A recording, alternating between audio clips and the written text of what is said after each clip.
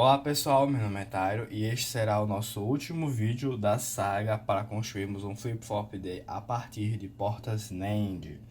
E este vídeo ele simplesmente explica o esquemático básico, que foi basicamente os resistores em configuração pull-down, certo? Ligados aos botões, como a gente já vem fazendo, e a saída que aqui ligada a um LED em série com um resistor aqui para limitar a corrente. Essa configuração do pull down e do botão são usadas tanto na entrada D, que é a entrada de dados, quanto a entrada clock, que é a entrada de controle. Vamos ver como ficou esse circuito, certo? Eu tenho aqui a saída, que é esse fio branco. É importante notar, em primeiro lugar, que eu utilizei código de cores e também as posições para facilitar o entendimento do circuito. Tanto que, neste lado aqui, nós temos os LEDs S barrado, R barrado, ok?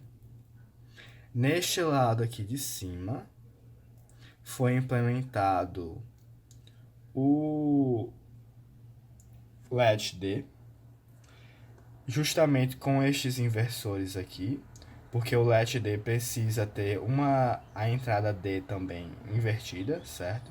Então esse daqui são os inversores. E aqui embaixo nós temos também o inversor necessário para o clock, já que o primeiro LED D ele precisa da entrada clock invertida, e a entrada clock ela foi feita justamente com esses fios laranjas, enquanto que a entrada de dados foi feita com esses fios azuis, certo? Então, basicamente eu tinha o LED do vídeo passado, eu repliquei ele desse lado, tomando cuidado, claro, porque mesmo sendo um circuito bem simples, ele tem várias conexões. Vemos também que em seguida só foi conectar a entrada de dados de um, que seria o escravo, na saída de outro, que é justamente o que esse fio verde está fazendo, certo? E em seguida fazer o clock entrar, que é o fio laranja aqui, ele também ser invertido, que é o papel desta parte aqui dessa porta NAND, e a saída dele ser utilizada como clock desse outro, perdão, como a entrada de controle desse outro latch-D. Dessa forma eu tenho aqui a entrada de dados e aqui do lado eu tenho o nosso clock. E agora eu vou conectar aqui a bateria para vocês verem o circuito em funcionamento, certo? Aqui vai ser o ground e deste lado vai ser a alimentação. Nada acontece, certo? Eu aperto a entrada de dados, eu mantenho ela pressionada, estável, e eu vou apertar aqui o clock. Vemos que ele acende, e se eu soltar a entrada de dados, ó, não importa se eu aperto, se eu solto, o LED continua aceso, ou seja, este bit foi armazenado.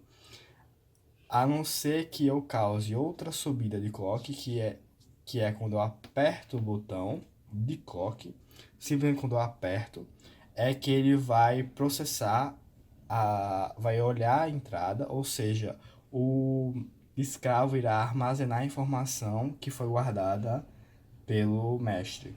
Mas como este circuito aqui ele é composto por portas NAND e o delay delas é muito pequeno, nós não conseguimos ver exatamente, testar casos casos estranhos ou casos em que pode acontecer uma possível falha deste flip-flop. Então eu vou manter ela pressionada de novo, apertar a entrada de clock, não acontece nada, ó, não importa quantas vezes eu aperto a entrada D, certo? E quando a entrada D está em 0 e eu aperto, ó, eu posso apertar a entrada D e não acontece nada. Somente quando eu aperto a entrada de clock é que o circuito irá processar a informação. Então é isso, pessoal. Este é o nosso flip-flop D montado. Todo o circuito aqui, ele representa exatamente esse esquemático.